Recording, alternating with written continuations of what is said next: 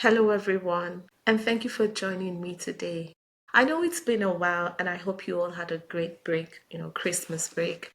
My name is Kemi, and I'm your host for HR for the Heart. Let's get into today's episode. People have often asked me, what's different about your podcast? A lot of people are talking about relationship. But what makes HR for the Heart unique? Two things. It's my belief that it's relationship, the quality of your relationship is better if you already plan before getting into it. It is better to have your plans laid out and know what you're getting into than to solve relationship problems. So if you can get ahead of it by going into it intentionally, then you have greater chances of success and you have less challenges in the process. So that's always my answer. And the second unique thing is that we take principles, systems, and processes that have worked in the world of HR and we apply that same rigor to our relationships. Usually, when I say relationship, people default to romantic relationship, which is okay.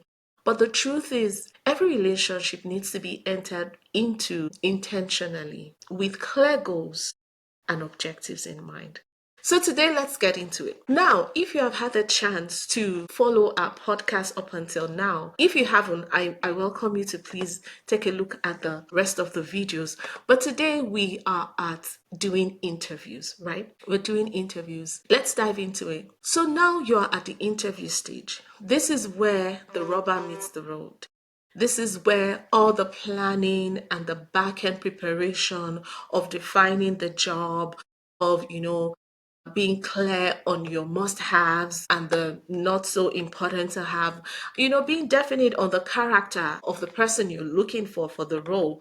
All of that back end work and, posting your job, all of that work has resulted in you inviting these people over for interviews. And when I coach people, especially those that are looking to get into job roles, I tell them that even though you're having a conversation, it's important to always have at the back of your mind that it is an assessment of a kind. And when people are asking you questions and you're having this free flowing, nice conversation, they are determining from the responses you're giving to their questions if you are the right fit for the role. So it is an assessment, like I said.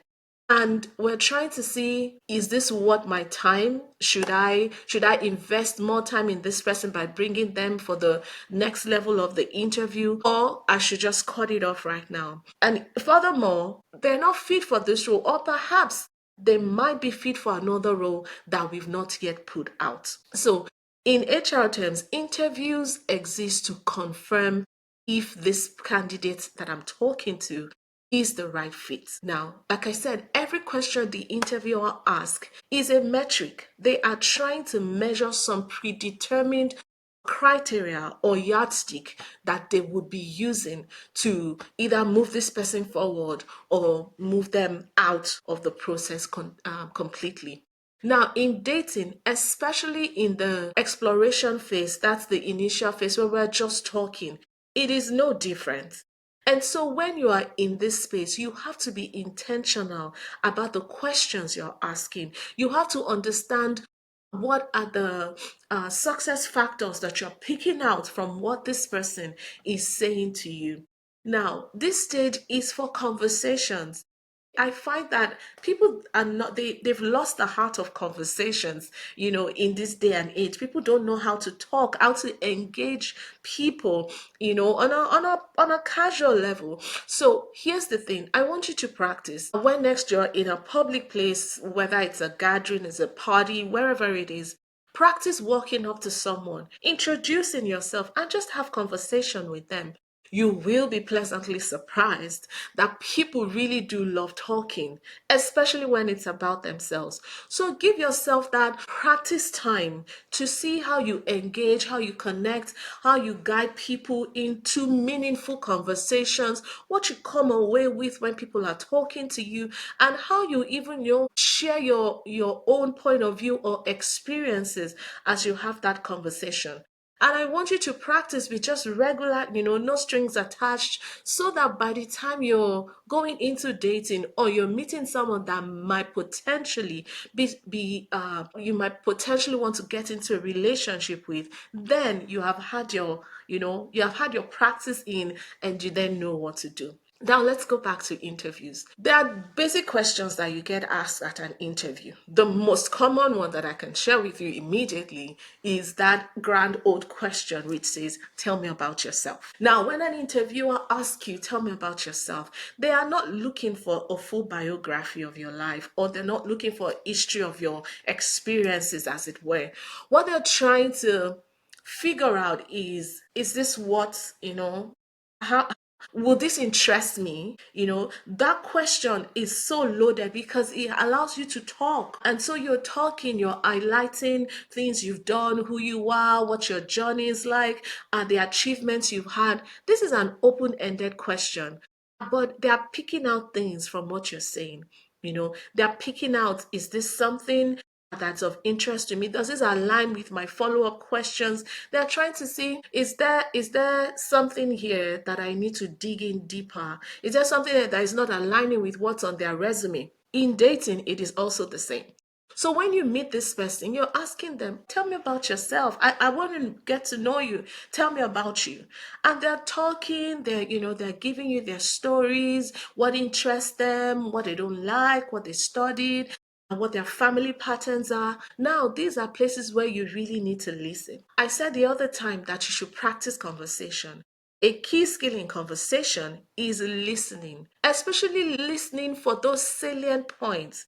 And because you've already done your homework, you know what you're listening for. So you're listening for how they talk about other people, how they register disappointment or disapprovals. So you're just, feeling them out, basically. Nothing else, just understanding their journey, understanding where they are right now, maybe a sneak peek into what they're looking for. I want to hear them say why they're interested in this particular role. I want to hear things like, "Oh, this looks like the next best thing for me."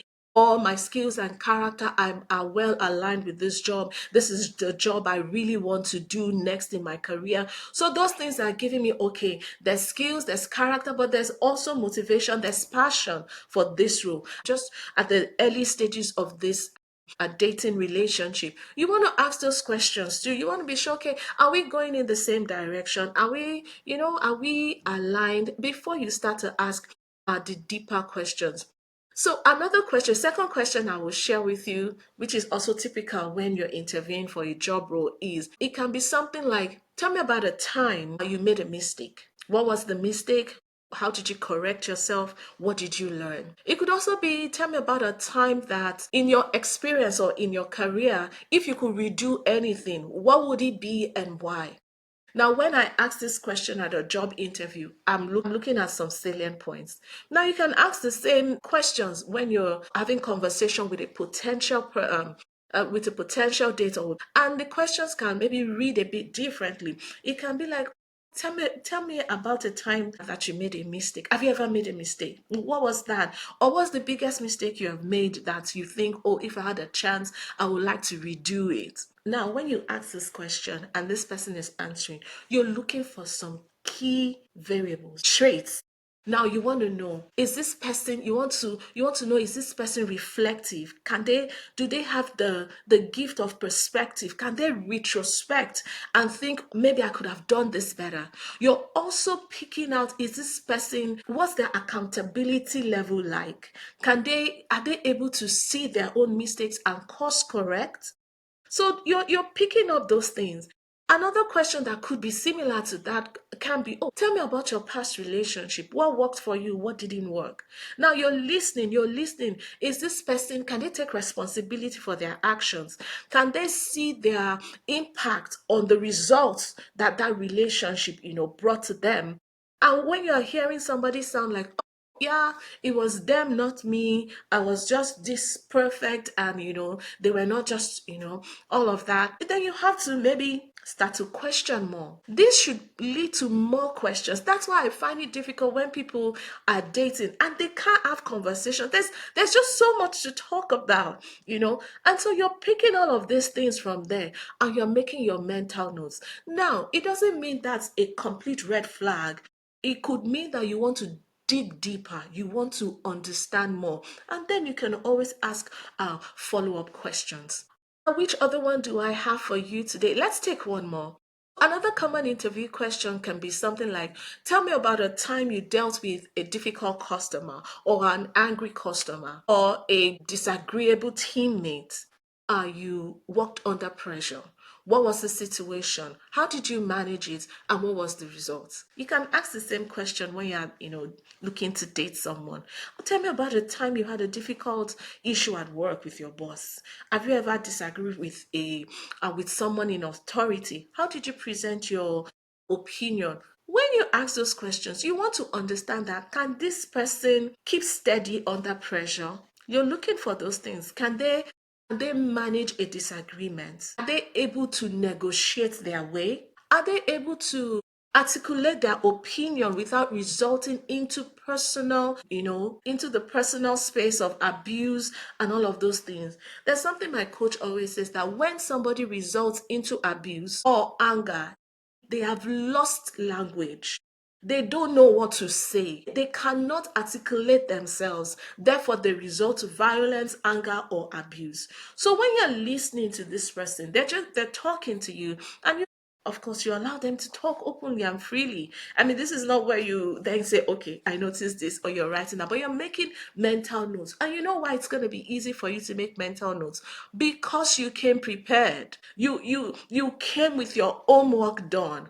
And so they're talking, you're listening, you're contributing, you're encouraging them, to give more. And so, like I said, you're looking, does this person, tuck their tail in between their legs when things don't work out for them?